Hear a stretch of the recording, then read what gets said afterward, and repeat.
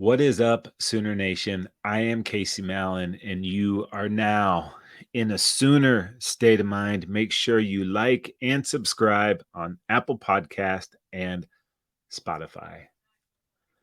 The last of the major pro sports leagues is off and rolling, and college basketball is ready to go as well.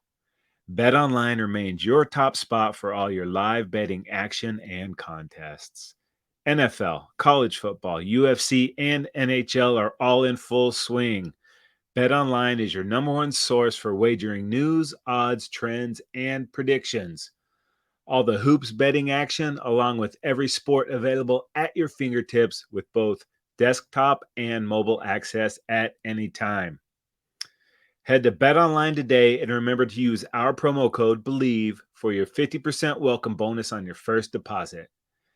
BetOnline, where the game starts. Sooner state of mind, fam. Not to start this episode as a complete buzzkill, but there is no way in hell that was not pass interference. We knew the Big 12 did not want us to leave as champions, but that was so blatant and not just a maybe. It was clear and by the book, absolutely pass interference. We will get back to that. Ugh, the final chapter of Bedlam will forever be sullied and illegitimate, but nonetheless will go into the record books as a 27-24 victory for the Pokes. That drops OU's all-time record to 91 wins, 20 losses, and 7 ties. Another slow start, another slop-filled game, chock full of mistakes and penalties. So much so that it really wasted a great defensive performance.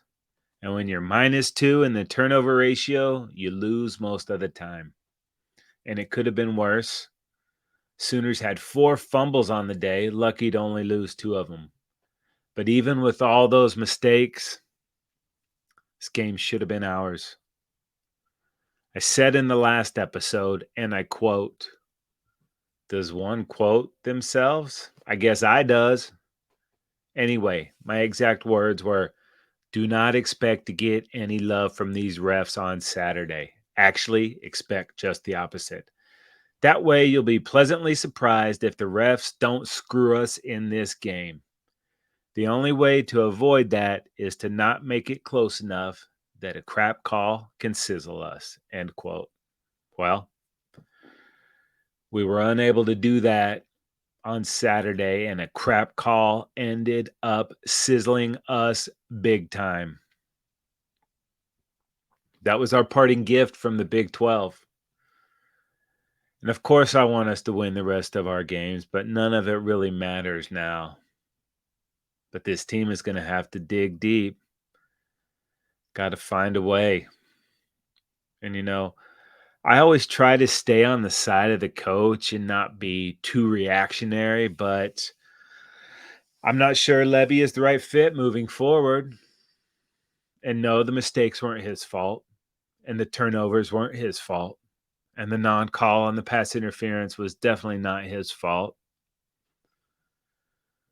However, this offense never seems to have a flow. We do some things well, no question.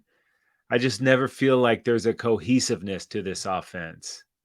And I absolutely hated the call on 4th down.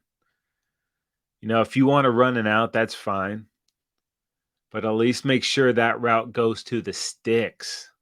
A 3rd and a 3-yard out on 4th and 5, I hate it. You also roll to the left, giving the defenders way less field to cover, kind of helping them out. You cut the field in half. Also, only one DG called run. I felt like there were plays to be had with DG's legs. But Levy never dialed it up. Also, I don't feel like he calls plays early to set things up later. I don't feel like we see that. Now, one of the play calls that I did like from Levy was the Stoops touchdown in the second quarter. Started him in the backfield and then DG faked the run, the receiver cleared, and then it left Stoops wide open. Boom, touchdown. And we never saw that play again. But that came a little bit later. And for the second week in a row, we started the game down 7-0.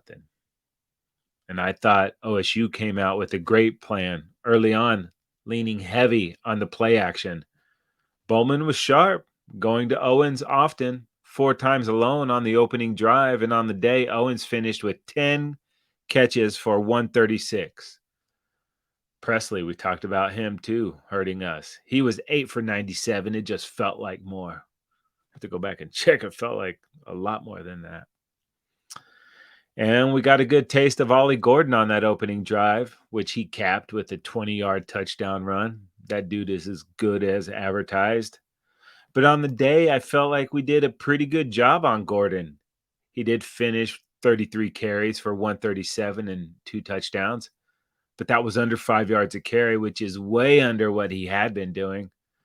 Excuse me. And up front, I feel like our guys stopped him several times for minimal or no gain. They were much better at getting off blocks in this game than they were last week against Kansas.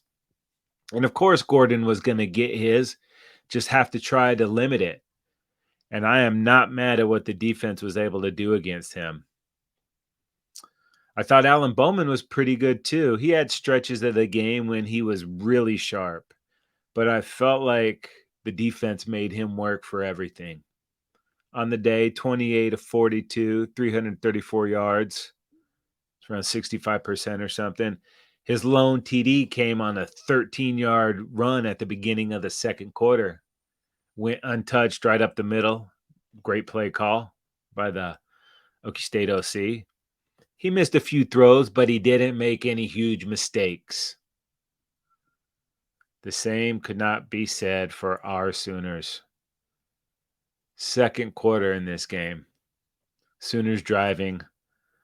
Levy calls a direct snap to Barnes. Now, Barnes should be able to handle that play, but you're asking a player that's played very few snaps to do something they don't normally do. I thought it was too cute, and we didn't need it at the time. There's lots of stuff to bitch about, but we outgained them in total yards, outgained them in pass yards, outgained them in rush yards, yards per carry, yards per catch. How do you lose a game like that, you might ask? Penalties and turnovers. 3 turnovers on the day, 4 fumbles, but luckily only lost 2. 8 penalties for 55 yards, but it definitely felt like much more than that, and they were very timely. Our biggest efficiency, time of possession. OSU won that by almost 15 minutes, a quarter of the game. Most of that did happen early on, and we did recover later. But despite that time of possession difference, we were still right freaking there.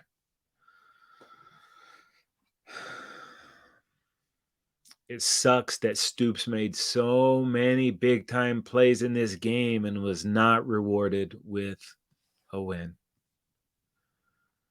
Second quarter, 3rd and 8 from the OSU 29. A screen to Stoops. Stogg doesn't get his block. It's a loss of 6.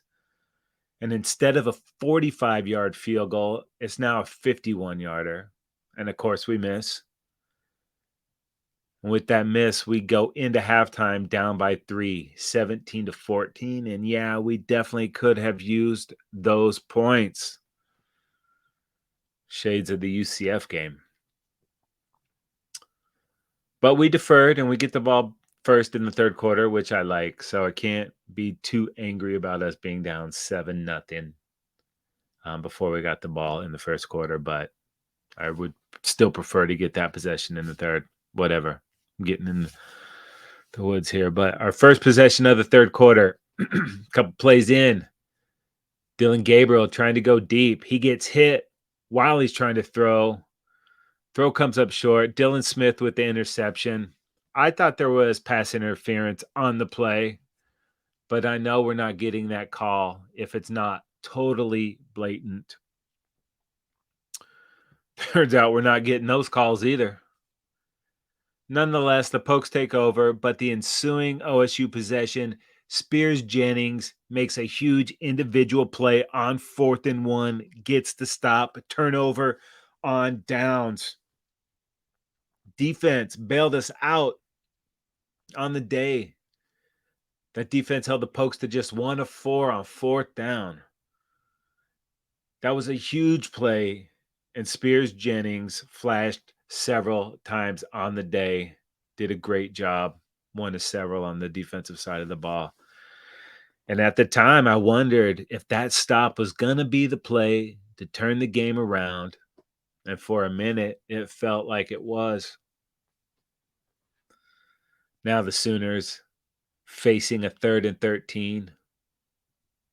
DG to who else? Drake M. effing Stoops.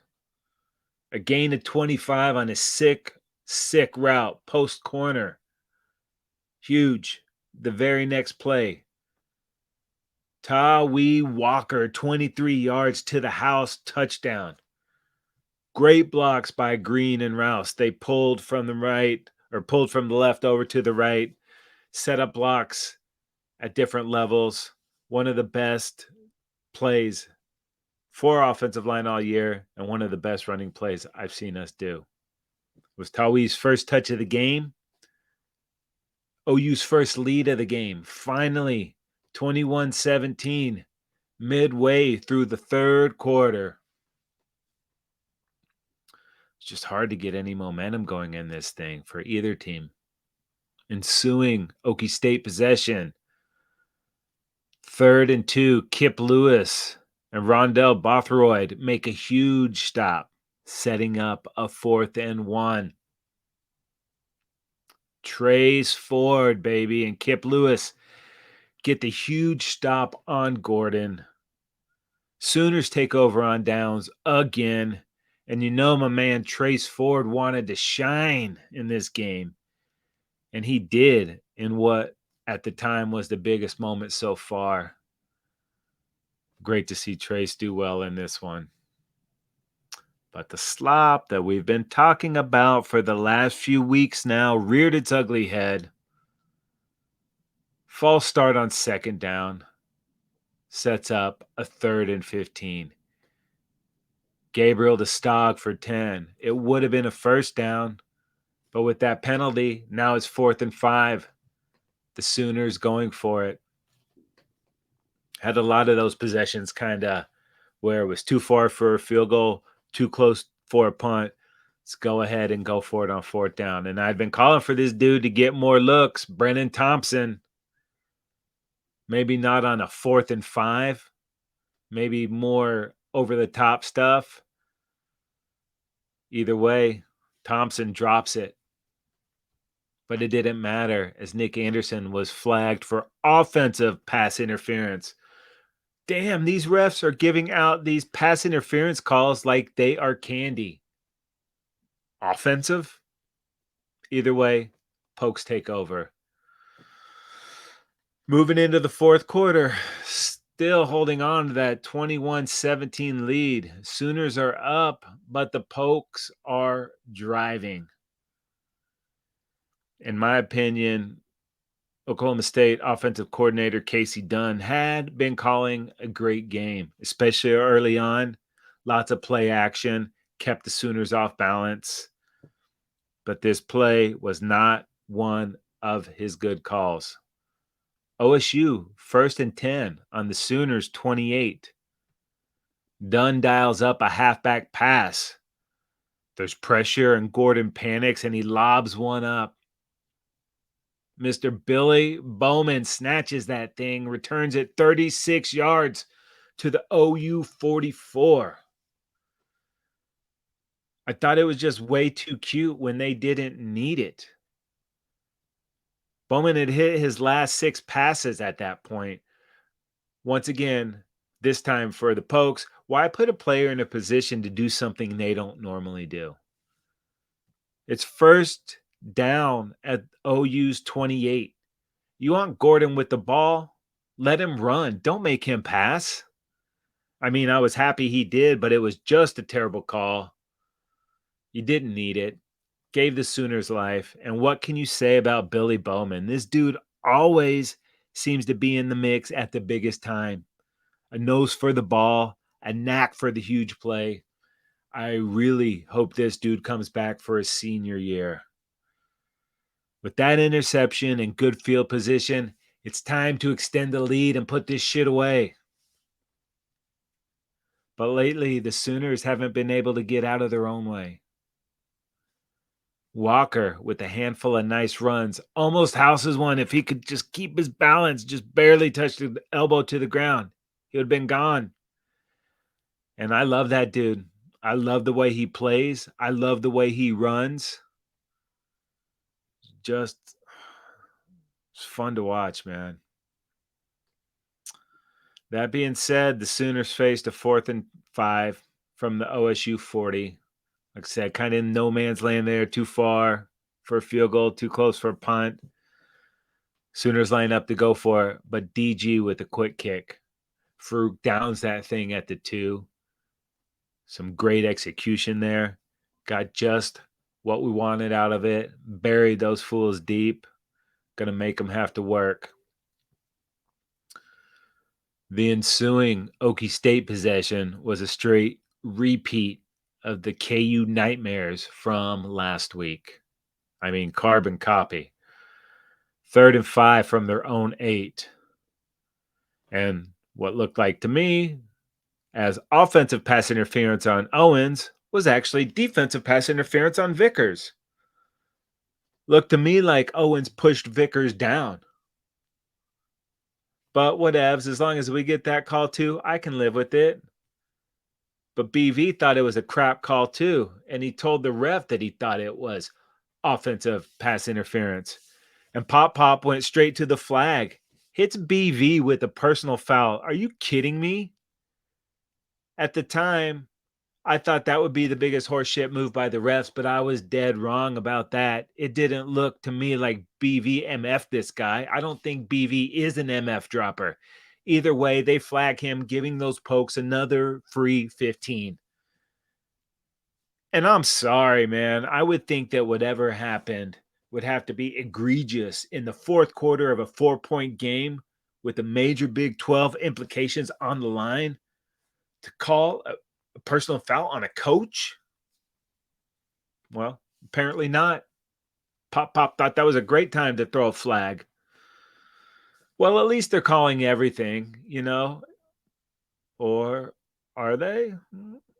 2 plays later, 2nd and 4. Bowen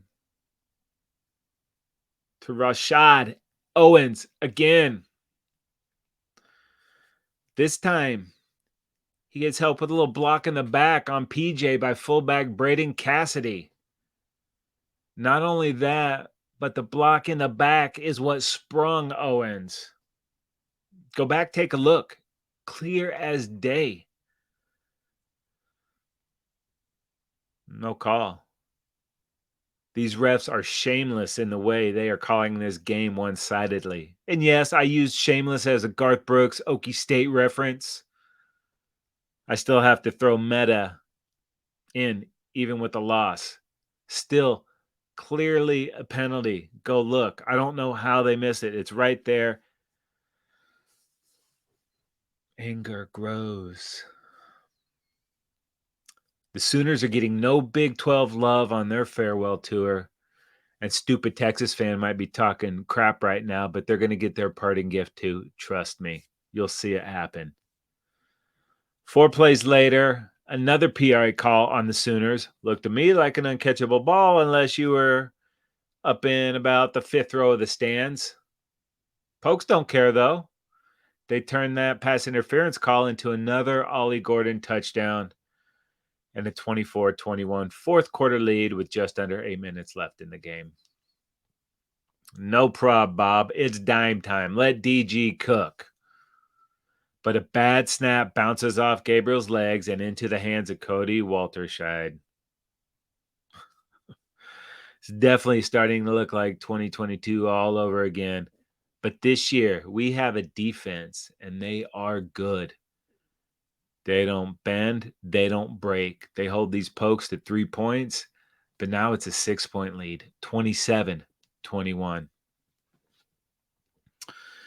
Ensuing OU possession, Dylan Gabriel over the top, 46 yards to Farouk. Refs forced to call the blatant PI, or so I thought, but the Sooners didn't need it as Jaleel makes the sick catch. Great concentration by Farouk. Sooners moving. 2 plays later, Sooners with the 3rd and 12. Gabriel with a dime to Stoops. It's going to be a touchdown, but Dylan Smith drags Drake Stoops out of bounds, pulling him to the ground, holding his left arm. Stoops still almost makes the one-arm catch. Can't do it, but the PI will give the Sooners a 1st and goal at the 2. But there is no flag. What? Are you freaking kidding me? As many flags as they've thrown in this game, blatant PI in the end zone, right in front of the ref. The defender doesn't pull Stoops down. It's the go-ahead touchdown. The commentators can't believe it. The network rules expert says it is clearly pass interference. There's no way they don't make that call right there. This PI even more blatant than the non-call from 2021. This shit feels like retribution, man. Sooners getting punished by the Big 12 for taking their earning power and leaving for the SEC. There's no way they wanted OU winning the Big 12 on their way out of the conference. Can't make me believe any differently. I'm raging. I'm sure Sooner Nation is too. Have to settle for 3, but this game is just being taken from us. Sooners do tack on 3 and cut the lead in half, but they aren't going to give us that call. If they're not gonna, there's no way we can win this game. Defense comes up huge yet again, forces a punt, gonna get the ball back, 1st and 10 on their own 20, minute 53 and 1 timeout left. This can be a legend-making drive, a Heisman drive, a Bedlam drive, a Big 12 drive, CFP drive, but will it? Big play to Stoops, gets the ball out the midfield. But now the Sooners with the 4th and 5. And this play call made me rage almost as hard as a non-call. Well, not really, not even close, but I still have plenty of rage left for that call. Levy rolls DG to the left, sends Stoops on a 3-yard out. He catches it, but is immediately pulled down 2 yards short of the first. Game over. I hate the isolation. I hate rolling left, cutting the field in half. I hate a 3-yard route when you need 5. At least have the route go to the sticks. Maybe Stoops ran it short, but I don't think so. We saw that same play called against Texas, and the throw didn't make it, but that would have been short there too. I love Stoops being the guy when the game's on the line, but for down and distance, that's a terrible play.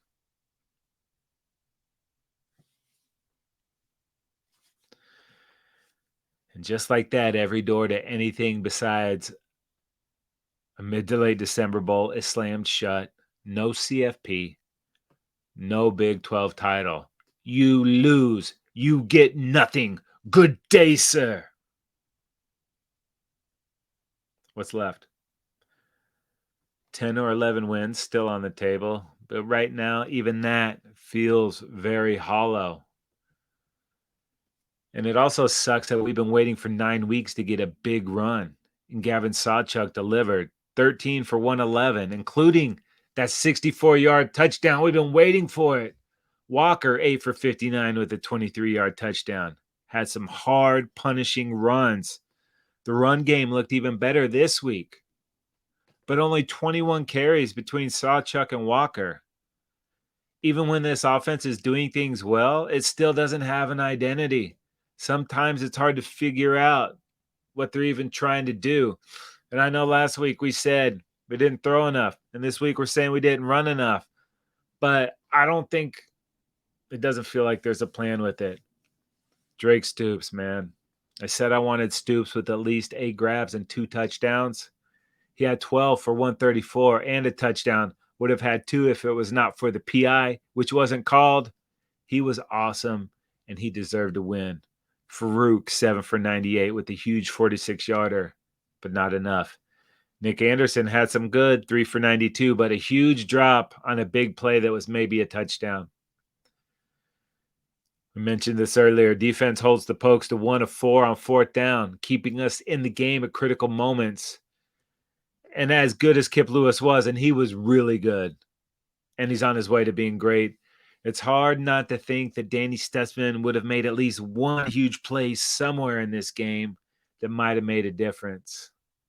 But I got no beef on how Kip or the defense played. I thought Kip was phenomenal. I mean, maybe they were a little soft in coverage, but for the most part, they were really good. And Kip absolutely balled out.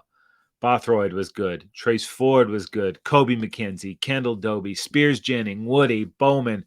There's more, but all those guys flashed. So what do we do now? Got to find a way to rally. And as crappy as this feels now, not finishing strong, we'll feel much crappier. At least now we can wind up in a whatever bowl versus USC. Let's go. We should be able to find the joy in that, right? Losses like that make it hard to care about the rest of the games, but even though emotions are still raw right now, we got some recaps. Number 23, KSU at number 7, Texas. Texas wins 33-30 in overtime. KSU down by 20. They roar back. A missed field goal and a missed extra point, or they win that game in regulation. Still forced overtime. Texas gets a field goal on their first possession. K-State goes for it on 4th and 4. They don't convert. The Horns escape with the win, and I don't mind going for it. But if the plan was to go on 4th, maybe run on 3rd to make it a little easier. K-State was the better team for most of that game, but it does not matter. Not because I'm despondent, though, but because they lost. Number 12, Missouri at number 2, Georgia. Georgia wins 30-21, and Mizzou hung around for a while, and it was tied actually 10-10 at the half, but then the Dogs outscored Missouri 14-3 in the third quarter before just pulling away. Another easy win for them Dogs. Number 21, Kansas at Iowa State. Kansas wins 28-21. Cyclones got it down to a 10-point lead in the fourth quarter, but then Jason Bean hits Lawrence Arnold. You might remember that guy for an 80-yard touchdown. And that was a wrap on the Clones. Number 5, Washington, and number 20, USC. Huskies win 52-42.